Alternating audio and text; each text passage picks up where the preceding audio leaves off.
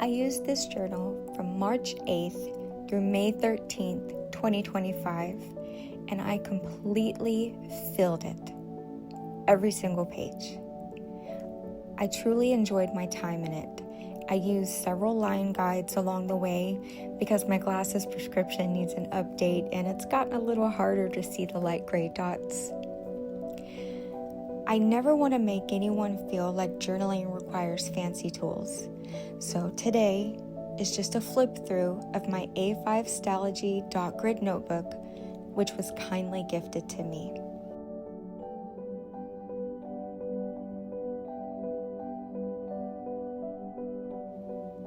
This is a fun little camera that I picked up on Amazon, and it's great for just shoot and print black and white photos. Very inexpensive, and the photo paper inside of it lasts a very long time, so it's very cost effective too. Stalogy is one of my favorite notebook brands. The paper is the perfect shade for me. It's not too yellow, not too cream, just a soft ivory. I love the sound of the pages that they make as I turn them, the sturdy binding, and how the notebook chunks up over time. Now, some very dark saturated inks do ghost quite a bit, but for me, the benefits of the paper far outweigh that one downside.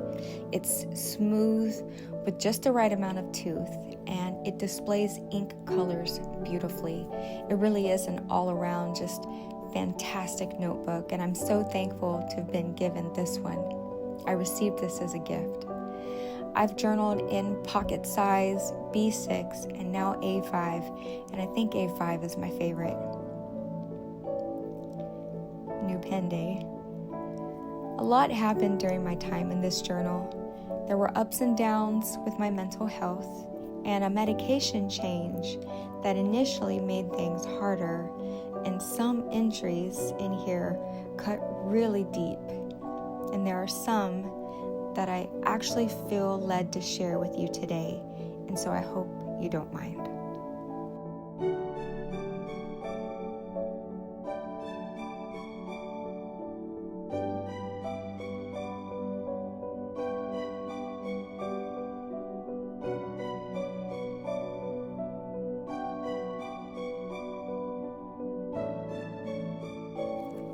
In one particular session, I was venting about my husband, as I often do, don't we all? But when I got up to grab a coffee and I came back to sit at my desk, something inside of me shifted, and I sat down, pen in hand, and I found myself writing from a completely different perspective. So I hope you'll humor me here. We all need to learn to see our own imperfections and resist the urge to hold others to standards that we don't even meet ourselves. It's such a common fault. We spot flaws in others so easily and come up with long mental lists of how they should change to better fit our idea of what we deserve.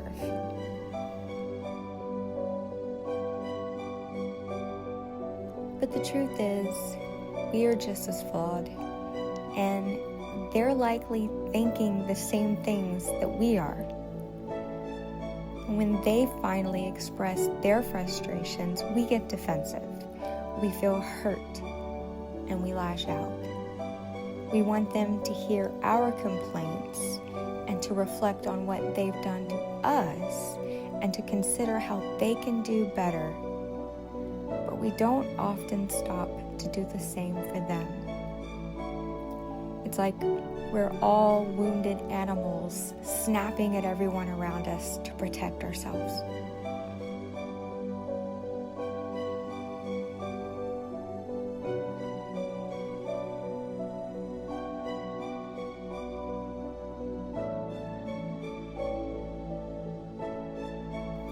And really, Mike is no different from me or the girls when he feels attacked.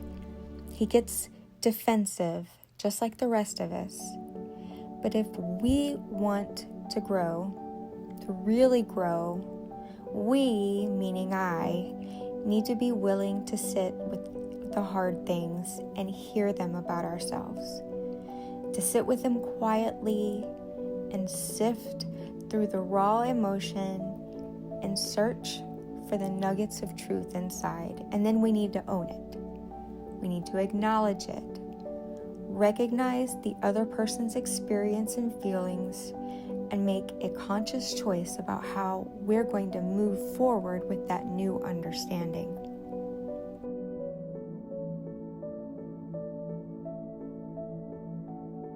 It's hard, and it stings like a paper cut to the heart, but it's necessary for us if we want to grow. It's not instinctual, and it's not easy, but it's a practice, something that we have to train ourselves to do over and over again.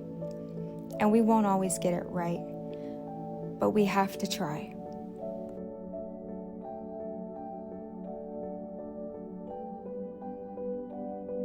Now, I wouldn't have come to this realization if I hadn't been journaling that morning.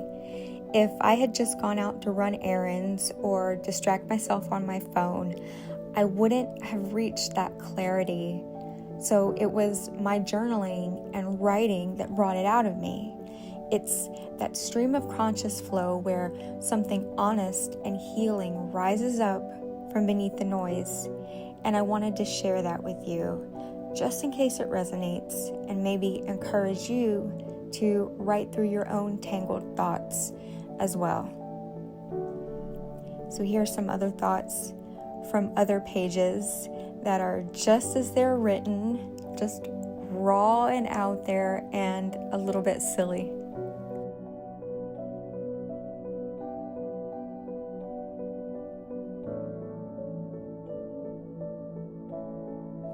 The pink matches.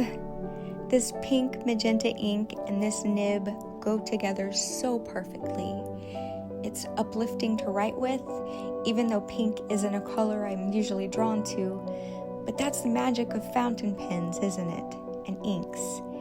There's something so delightful about trying out fun colors and discovering new favorites that you never even expected to love. And that's part of the joy, experimenting, being surprised, and enjoying the different properties of inks. These days, I still enjoy sheen, but what I really want most is that shading and a beautiful ink that gives me a solid, consistent line every time I pick it up. I want to hold my pen, write with it, and smile. And when I put it back in its case, I want to feel a little sorry to see it go and excited to reach for it again later on. And that's why I enjoy whiter paper too. My inks look brighter and I can enjoy them more fully. I want to smile when I pick up my pens. I want to greet them happily and savor every swoop and line across every page. And this may sound silly, but when I have an ink that doesn't yet have a pen it belongs to, I want to find one. I love matching inks and pens and that feel like they belong together. Not all of them, of course. Some of my inks live in clear pens, and that's perfectly fine because I love those inks just as they are. My collection may be small, but it's full of pens and inks that I truly enjoy, and I use them every day. And that's what these tools are for. Not to collect dust, not to be trophies, but to be used and loved. So I don't need the shiniest or newest toy to be content. Don't get me wrong, a new pen every now and again is a big hit of dopamine for this already dopamine-starved woman.